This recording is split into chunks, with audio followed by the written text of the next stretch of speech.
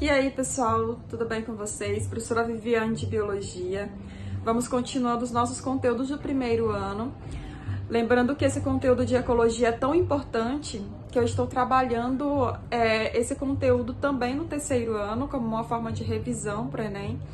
E nessa aula de hoje vocês vão estudar sobre relações ecológicas. Então, vão entender a diferença entre relações harmônicas e desarmônicas, tanto interespecíficas, entre espécies diferentes, quanto intraespecíficas, quando essas relações ecológicas acontecem dentro da mesma espécie. Então é isso, boa aula e até mais. Tchau, tchau. Vamos lá agora entender a diferença entre relações ecológicas intraespecíficas e interespecíficas, as harmônicas e desarmônicas das duas relações e também os tipos que caem em questões de provas. Então, relações ecológicas, na verdade, são interações dos diversos organismos que constituem uma comunidade biológica. Comunidades são representantes de diferentes espécies convivendo ali em um determinado ambiente. Então, essas relações aqui, elas podem acontecer de forma benéfica ou maléfica. Então, aqui, nessa aula, vocês vão conhecer como benéfica as harmônicas e como relações ruins que prejudicam um ou os dois organismos, micro-organismos ou indivíduos, as relações desarmônicas. Então, essas relações intraespecíficas, harmônicas no caso, elas têm indivíduos da mesma espécie se relacionando e trocando benefícios. Intra, porque ela vai acontecer dentro da mesma espécie. Harmônica, porque ela é do bem, ou seja, positiva para as espécies envolvidas. Nós temos aqui dois exemplos que caem muito em provas, que são colônias e sociedades. As interações entre indivíduos da mesma espécie, elas também podem ser desarmônicas, como no caso aqui a competição e o canibalismo. Entre os exemplos de relações ecológicas interespecíficas, ou seja, que acontecem entre indivíduos de diferentes espécies, nós temos como harmônica o mutualismo, a protocooperação, o comensalismo e o quilinismo, e como desarmônica a relação da competição, do predatismo, parasitismo, amensalismo e também o esclavagismo. Então, são todas essas relações que nós vamos ver com maiores detalhes a partir de agora. Então, falando primeiramente sobre as sociedades são indivíduos da mesma espécie que vão trabalhar juntos, onde cada um vai saber exatamente o que vai fazer. Então, vai ter aqui uma divisão de tarefas e aqui há, portanto, divisão de trabalho. Então, eles vão estar separados fisicamente, e aqui nós vamos ter principalmente a sociedade entre insetos, abelhas, vespas, formigas, cupins, mas as que mais caem em questões de provas são as sociedades do tipo das abelhas. Então, as abelhas aqui, elas vão se dividir em castas, onde nós vamos ter as rainhas, os zangões e também as operárias. A função da rainha e do zangão também vai ser a função reprodutiva. Então, as rainhas e os zangões eles vão ser férteis e as operárias vão ser estéreis, ou seja, não vão ter capacidade reprodutiva. Essas operárias aqui, elas vão ser fêmeas estéreis com ovários atrofiados. Então, a única função delas vai ser proteger a colmeia, elas podem também cuidar dos filhotes, produzir mel, e também as estruturas feitas de cera. Então, as operárias elas vão realizar várias funções, só não vão realizar, na verdade, a função de reprodução. Então, na reprodução das abelhas, tem algo muito interessante aqui, é que se os óvulos da rainha eles não forem fecundados, como nesse caso aqui, a rainha liberou óvulos, eu tenho óvulos não fecundados aqui e eu tenho óvulos fecundados pelo espermatozoide do zangão. O interessante aqui é ver que se os óvulos eles não forem fecundados pelo espermatozoide do zangão, eles vão gerar machos haploides, que vão se transformar em zangões. Então, ele vai ter somente o material genético da rainha. É uma reprodução muito especial aqui chamada de partenogênese. Então, nas abelhas, a partenogênese, ela vai dar origem ao zangão. Já se o óvulo for fecundado pelo espermatozoide do zangão, nós vamos ter aqui a formação de uma fêmea diploide, ou seja, com o material genético da mãe, aqui no caso da rainha, e do pai, no caso aqui do zangão. Essa fêmea diploide aqui, dependendo da alimentação, ela pode se transformar em uma operária ou então em uma rainha. Então, aqui são as caixas e a reprodução das abelhas. No caso das formigas, nós temos as rainhas e os reis, que são férteis, e as operárias, que vão ser estéreis. E as operárias elas vão ter também função de defesa, limpeza, cuidar dos filhotes. Então, eu dei dois exemplos de castas, de exemplos de sociedades, ou seja, de relações ecológicas que acontecem dentro da mesma espécie harmônica, ou seja, em que há benefício aqui nessa relação ecológica. Um outro exemplo de relação ecológica harmônica é a colônia. Então, as colônias são associações entre indivíduos da mesma espécie que vão trabalhar juntos, porém, a grande diferença aqui com as sociedades é que nós vamos ter indivíduos unidos fisicamente entre si. Então, aqui nós também vamos ter divisão de trabalho, mas essa vai ser a principal diferença da colônia para a sociedade. Então, aqui na colônia, nós vamos ter, no caso, indivíduos bem unidos, bem grudadinhos. E nós vamos ter dois tipos, as colônias isomorfas e as heteromorfas. Iso significa igual e morfo significa forma. Então, elas vão ter indivíduos anatomicamente semelhantes. Até as funções são muito parecidas. Exemplo, aqui nós temos as bactérias do gênero Streptococcus, que são responsáveis por doenças como pneumonia, infecções na garganta, que estão aqui nessa imagem. Nós temos também o Volvox, que são algas. Essas algas aqui, elas são unicelulares e elas se juntam em torno de 1.000 indivíduos. Então, são algas iguais da mesma forma. E aqui nós vamos ter também os corais. Então, esse exemplo de colônia isomorfa, no caso dos corais marinhos, é porque eles formam esqueletos calcários que eles constroem e podem chegar até a 2.000 quilômetros de extensão e formam aqui grandes estruturas, como no caso, um exemplo bem famoso é a Grande Barreira de Corais da Austrália. Então, aqui nós temos um exemplo de uma colônia isomorfa. As colônias heteromorfas, elas são formadas por indivíduos diferentes tanto na morfologia quanto na função. Então, um ótimo exemplo aqui é um colelenterado chamado de fissália, popularmente conhecida como caravela portuguesa. Então, aqui nós vamos ter esse indivíduo, que é um organismo flutuador. Então, aqui nós vamos ter um organismo que parece, na verdade, aqui em cima, uma bolsa, um indivíduo que flutua. Tem um indivíduo que possui a cavidade digestória, ou seja, que tem a função de alimentar a colônia. E nós vamos ter aqui, formando os tentáculos, células urticantes. São indivíduos que vão defender a colônia ou então vão capturar presas. Então, nós vamos ter aqui, na verdade, 3 indivíduos vivendo juntos e ligados anatomicamente. Um outro exemplo bem famoso em provas é a obelia.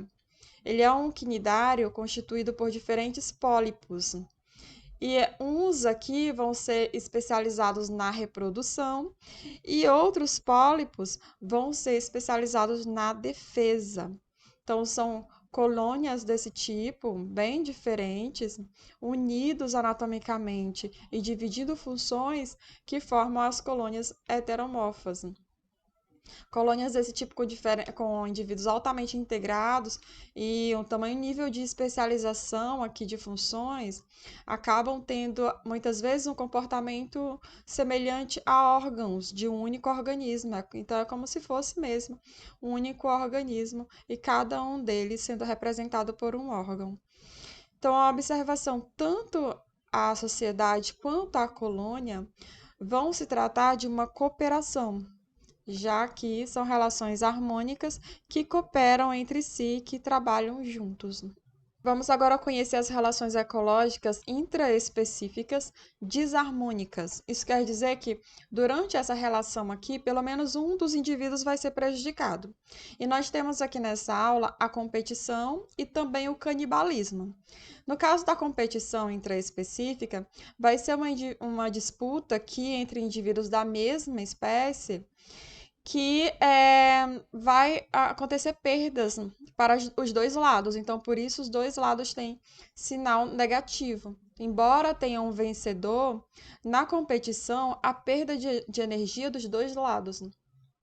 Então, aqui nós vamos ter uma disputa entre indivíduos da mesma espécie, que nesse caso aqui podem lutar por água, como por exemplo, plantas da mesma espécie vivendo em locais áridos, onde a falta de água aqui vai ser um grande problema. Então, elas ficam distantes umas das outras justamente para reduzir essa competição. A competição aqui pode ser também por alimento, também pode ser por território. Então, além de território, pode ser por um lugar legal para colocar o seu ninho, pode ser também por um parceiro para a reprodução. A competição, ela é importantíssima porque ela vai, na verdade, regular o tamanho das populações. Então, ela, embora aparentemente pareça algo negativo, mas ela vai manter um certo equilíbrio aqui nesse ambiente, por isso que ela é importantíssima. Essa relação aqui vai ser do tipo negativa-negativa, porque mesmo que um vença, né, a competição, sofre porque os dois, como eu falei, vão gastar energia para vencer a competição. Então, quanto menor quantidade de recurso, nesse caso, quanto menor quantidade de água, de alimento, de território, de parceiro para se reproduzir, maior vai ser aqui a competição. Continuando as relações desarmônicas dentro da mesma espécie, nós temos aqui o canibalismo. O canibalismo vai ocorrer quando o indivíduo matar o outro da mesma espécie para se alimentar. Então, vai ser uma relação ecológica positiva-negativa, que vai ser positiva para o que come, e negativa, claro, para o que vai servir de alimento. A predação, ela vai ocorrer entre indivíduos de espécies diferentes. No caso do canibalismo, quando falamos de canibalismo, estamos nos referindo a indivíduos da mesma espécie. E um exemplo clássico que cai em questões de provas é o exemplo do louvo-a-Deus. Então, a fêmea, ela vai comer o macho durante a cópula, e isso vai ser uma estratégia de sobrevivência, porque ao comer o macho, a fêmea, na verdade, ela vai estar garantindo nutrientes para formar os seus filhotes. E assim ela não vai precisar se arriscar, por exemplo, para buscar alimento e correr o risco de ser predada por um pássaro, por exemplo. Então, o canibalismo aqui nesse caso vai ser, na verdade, uma situação de sobrevivência para a fêmea e também para os filhotes que estão sendo gerados. Um outro exemplo de canibalismo pode acontecer em situações extremas, quando, por exemplo, falta alimento. E acontece entre espécies que não têm o hábito de serem canibais. Só que elas acabam adotando essa prática para sobreviverem, para cuidar melhor dos seus filhotes. E isso pode acontecer como no caso aqui dos hamsters, porque a mãe, ela pode acabar ingerindo 2 ou 3 filhotes a cada ninhada, e isso pode acontecer quando ela dá à luz a uma ninhada muito grande, e ela faz isso porque a presença também do macho acaba deixando ela nervosa. Então, a grande quantidade aqui de nascimentos e também o estresse da fêmea pode acabar fazendo com que ela acabe eliminando 2 ou 3 filhotes a cada ninhada. Agora vamos conhecer as relações ecológicas interespecíficas, ou seja, que acontecem entre espécies diferentes. Então, nós vamos ter aqui também as relações ecológicas harmônicas e desarmônicas. E eu vou falar primeiramente sobre as relações harmônicas, também conhecidas como relações positivas. E a primeira aqui delas é a protocooperação. Na protocooperação, as espécies, ao se relacionarem, elas vão se beneficiar, as duas, por isso aqui tem 2 sinais positivos, né? As duas se beneficiam. Porém, essa relação aqui não é obrigatória. Isso significa dizer que se essas espécies que estão interagindo umas com as outras, estão se dando bem, se separam, nada vai acontecer com elas. Isso porque elas não dependem uma da outra obrigatoriamente para sobreviverem. Então, aqui é um exemplo de protocooperação do boi e de uma ave chamada de anum. Os bois e as vacas também são comumente atacados por carrapatos. E esse tipo de pássaro aqui, o anum, ele tem como refeição preferida esses parasitas, no caso os carrapatos aqui, presente nesses animais. Então, a relação aqui vai ser benéfica para ambos nesse caso, porque o boi vai se livrar do parasita, né, do carrapato, e o anum ele vai se alimentar.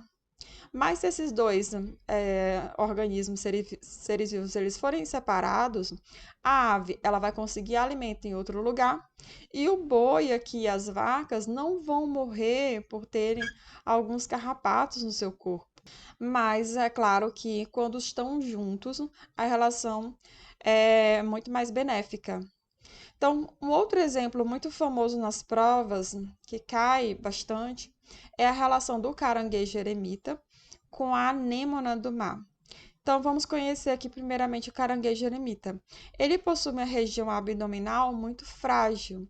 E esse crustáceo aqui, para conseguir, nesse caso, se livrar dos predadores, ele procura uma concha de caramujo aqui vazia. E ele se instala dentro dessa concha. O problema aqui é que, mesmo nesse caso aqui, se instalando dentro dessa concha, alguns predadores ainda conseguem retirá-lo daqui de dentro. E aí é que entra a anêmona do mar. A anêmona, ela tem estruturas que liberam células urticantes com a finalidade de se defender. Então, a associação aqui dos dois vai ser benéfica, porque o caranguejo eremita vai conseguir ainda mais proteção contra os predadores e a anêmona, de carona aqui com o caranguejo, vai conseguir mais alimento. Se eles se separarem, é o mesmo caso aqui do boi com o manu. Se eles se separarem, é claro que o caranguejo vai ficar mais vulnerável, mas mesmo assim os dois vão conseguir sobreviver normalmente. Um exemplo de uma relação obrigatória, positiva para ambos, porém obrigatória, que os vestibulares colocam muito comparando com a protocooperação, é o mutualismo. No caso do mutualismo, as espécies precisam obrigatoriamente ficarem juntas para conseguirem sobreviver. E eu vou falar sobre o mutualismo nos próximos slides, inclusive nesse agora. O mutualismo, que é a relação positiva-positiva, ela vai ser necessária à sobrevivência dos participantes e vai beneficiar ambos. Então, uma diferença bem importante com a relação ecológica anterior é que aqui é uma relação obrigatória para os dois.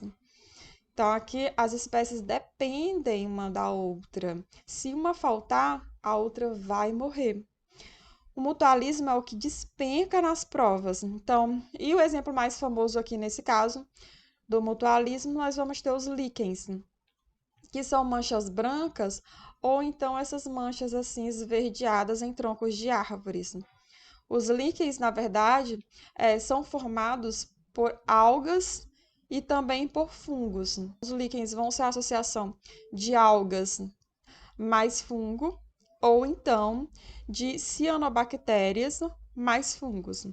São relações obrigatórias onde além de, no caso aqui, os fungos protegerem as algas, eles vão fornecer água, vão fornecer sais minerais, gás carbônico, que eles vão retirar do ambiente. As algas aqui, no caso, vão fazer fotossíntese, vão produzir parte do alimento que vai ser consumido pelos fungos. Por isso que essa relação é obrigatória. Um outro exemplo de mutualismo que vale a pena você guardar são as micorrizas. Mico, na verdade, vem de fungos e rizas vem de raízes vegetais. Então, a associação formada por fungos, aqui no caso eu tenho um cogumelo, mais as raízes das plantas. Nada mais é então do que uma relação entre fungos e raízes de plantas. Os fungos, eles, ao se associarem às plantas, vão conseguir alimento, já que as plantas vão fazer fotossíntese. E os fungos, aqui, ao estarem nessas raízes, vão facilitar a absorção de sais minerais, como, por exemplo, de nitrogênio e também a absorção de água. Inclusive o nitrogênio, falando sobre ele, e vocês já viram no ciclo do nitrogênio, ele é extremamente importante para a produção de proteínas nos vegetais. Então, por isso que essa relação é uma relação obrigatória. Outro exemplo de relação harmônica que acontece entre espécies diferentes é o comensalismo. Então, no comensalismo, uma espécie ela vai se dar bem e a outra não vai se dar bem, mas também não vai ser prejudicada. Por isso que aqui tem o zero, é uma relação nula para outra espécie. Então, nessa relação ecológica, o organismo comensal, ele vai buscar alimentos, o comensal vai ser esse positivo, ele vai buscar alimento de restos alimentares de uma outra espécie, mas sem prejudicá-la e nem beneficiá-la. Então, o mais famoso exemplo de comensalismo que nós temos aqui é a relação do tubarão com a rêmora. A rêmora, ela possui uma nadadeira dorsal transformada em uma estrutura que vai funcionar como uma ventosa. Então, ela vai se fixar no tubarão e aí, ao ser transportada por ele, ela vai se aproveitar de restos alimentares deixados por ele e vai acabar se beneficiando aqui dessa forma. Para o tubarão, a presença da rêmora se alimentando vai ser indiferente. Então, aqui por isso que ele, nesse caso aqui, é o nulo, não é beneficiado nem prejudicado. Já a rêmora vai ser o positivo, vai ser a espécie beneficiada. Um outro exemplo que nós temos aqui é quando os leões estão caçando e as hienas se escondem, esperando que todo o grupo de felinos se alimente. E aí elas aguardam o momento que os leões abandonam as carcaças das presas, e aí elas vão e se alimentam dos restos. Então, é uma relação onde o leão ele não é prejudicado nem beneficiado, porém as hienas elas não vão ter o trabalho de caçar o seu alimento, elas apenas comem restos alimentares deixados pelo leão. O outro tipo de relação ecológica positiva nula, também harmônica, é o inquilinismo. Só que, diferente do comensalismo, onde, voltando aqui, a espécie vai se alimentar de restos alimentares de outra, no caso do inquilinismo, é uma relação de moradia, onde uma espécie vai viver sob ou dentro de outra, sem prejudicá-la nem beneficiá-la. Então, aqui, o inquilinismo ele pode ser observado nesse exemplo, entre peixes palhaços e anêmonas do mar. Então, para garantirem abrigo e também proteção, diversas espécies de peixes palhaços, eles vão habitar os tentáculos dessas anêmonas do mar, mas, claro, sem causar prejuízos a essas anêmonas. Entretanto, esta relação aqui, ela pode ser considerada ao mesmo tempo uma situação de comensalismo. Isso porque, eventualmente, os peixes palhaços, eles se aproveitam de restos alimentares deixados pelas anêmonas, tá bom? Então, quando uma planta vive presa em outra planta, nós temos um caso especial de inquilinismo, que nós chamamos de epifitismo. Então, o epifitismo, epi significa sob e fitismo significa planta, vem de fitos. Ou seja, são plantas que vivem sob outras plantas sem prejudicá-las, como no caso aqui nós temos a bromélia, nós temos também outros exemplos, como no caso de orquídeas, samambaias. Elas fazem isso porque, para conseguirem mais luz solar, elas acabam vivendo sob outras plantas. Mas é claro, elas fazem fotossíntese, elas não estão parasitando essa planta. Quando elas parasitam, aí nós vamos ter um outro tipo de relação ecológica. Aqui elas estão apenas utilizando como uma espécie, entre aspas, de moradia. Vamos agora conhecer as relações ecológicas interespecíficas desarmônicas. Então, vão ser aquelas em que um ou mesmo os dois indivíduos acabam sendo prejudicados, acabam sofrendo prejuízos. No caso aqui, a predação, que é o primeiro exemplo de relação desarmônica entre espécies diferentes, nós temos uma relação positiva negativa. Ou seja, um organismo ele mata o outro para se alimentar. O que mata o positivo, porque ele vai estar conseguindo alimento, ele vai ser chamado de predador e o que morre é chamado de presa. Então, ela é uma relação positiva para uma espécie e negativa para outra. E um exemplo aqui que eu coloquei é a relação entre o leão e o antílope. Aparentemente, olhando aqui, é uma relação muito ruim, né? O antílope, ele acaba, lógico, sendo morto nesse tipo de relação ecológica. Porém, para a maior parte dessa população de antílopes, é uma relação que traz equilíbrio para o ambiente. Ou seja, o que aconteceria com esses antílopes caso os leões fossem extintos? Esses antílopes iam aumentar muito e, em grande quantidade, iria aumentar também a competição por recursos com outros herbívoros. E isso iria causar um desequilíbrio ambiental. Daí a importância da manutenção desses predadores que são topo de cadeia. Eles são extremamente importantes, porque a atividade deles, na verdade, vai regular o tamanho das populações, vai manter o equilíbrio ambiental aqui nesse ecossistema. A extinção dessa espécie aqui, de várias outras espécies, na verdade, é algo muito grave. Geralmente as pessoas pensam que quando uma espécie é extinta, só ela termina, mas não. Várias outras espécies são afetadas. Às vezes, nós podemos ter um efeito cascata, prejudicando as espécies de toda uma região. Vamos agora falar sobre herbivoria, que é uma das relações ecológicas mais importantes do ecossistema, porque é através desse comportamento aqui que os consumidores primários eles vão retirar a energia dos produtores. E vocês viram isso lá em cadeia alimentar, lá no capítulo de fluxo de energia. Então, a herbivoria aqui nesse caso vai ser, na verdade, um tipo de predação, sendo também positiva e negativa. A diferença é que na herbivoria, a planta ela geralmente não morre, na predação sim. Então aqui é uma relação em que os animais vão se alimentar de partes das plantas. Então aqui nós temos um exemplo da vaca estabelecendo a relação de herbivoria com a planta, se alimentando. A competição interespecífica nada mais é do que duas espécies diferentes competindo por um recurso do ambiente, um recurso que, na verdade, aqui vai ser limitado.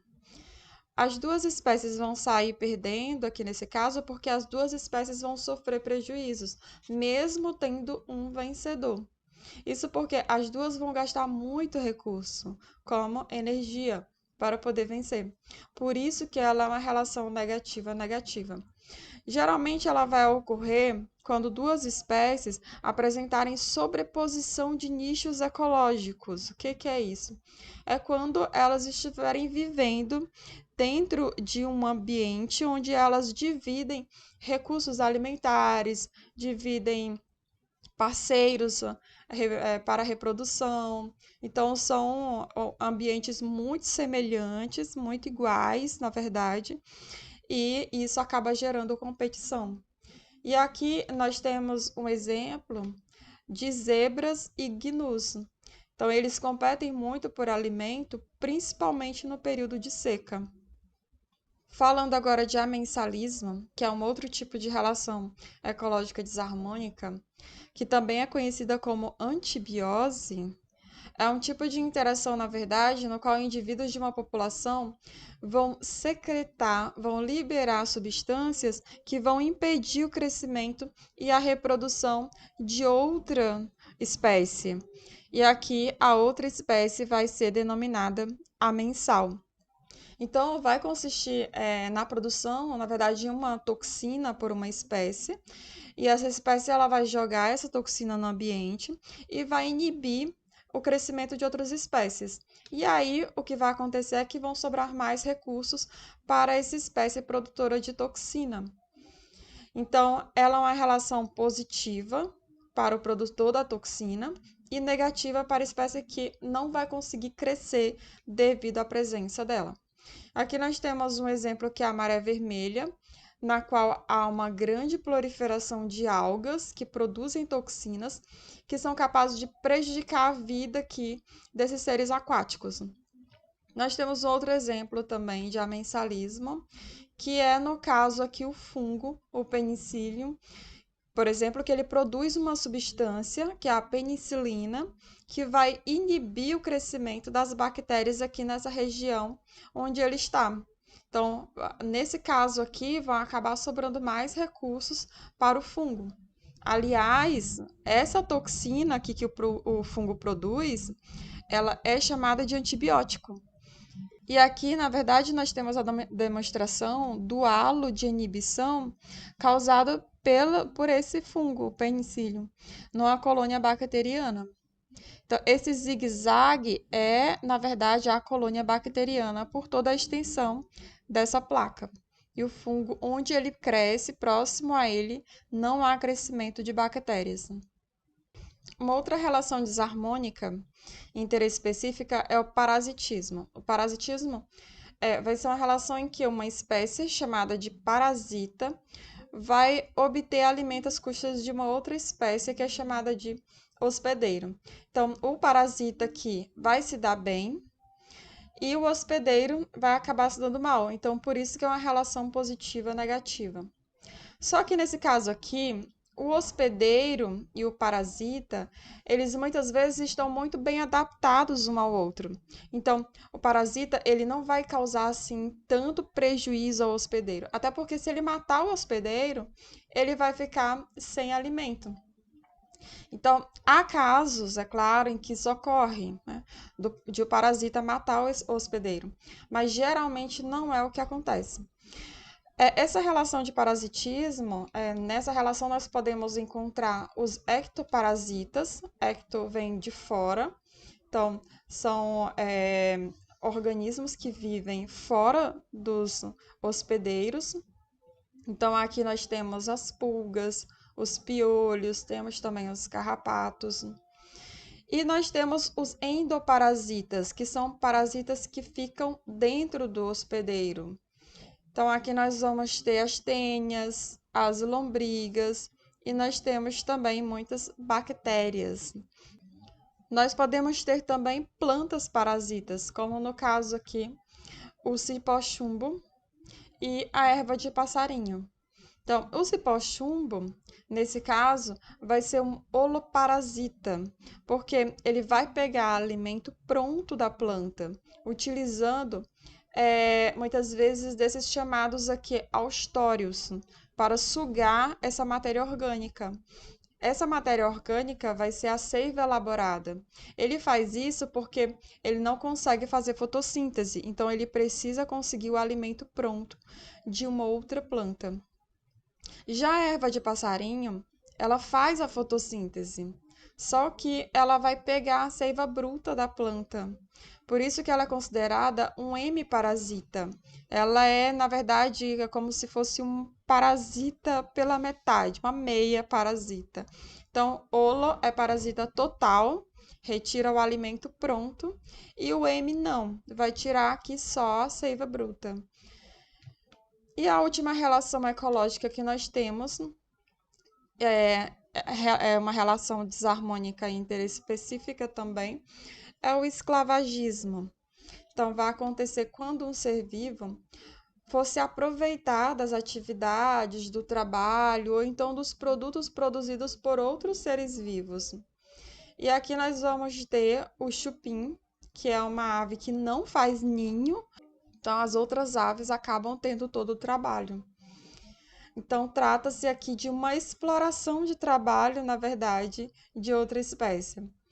As abelhas, elas são insetos que, além de realizarem um importante trabalho aqui de polinização, elas também fornecem para o homem diversos produtos.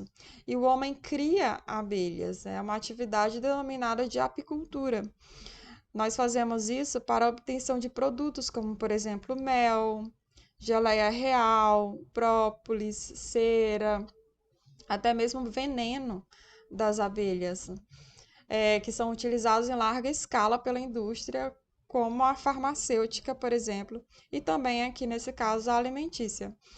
E a gente se aproveita do trabalho de várias espécies, né? Não somente das abelhas. Nós, se formos enumerar aqui, não vamos terminar nem tão cedo essa videoaula. Por falar em terminar, essa é a última relação ecológica.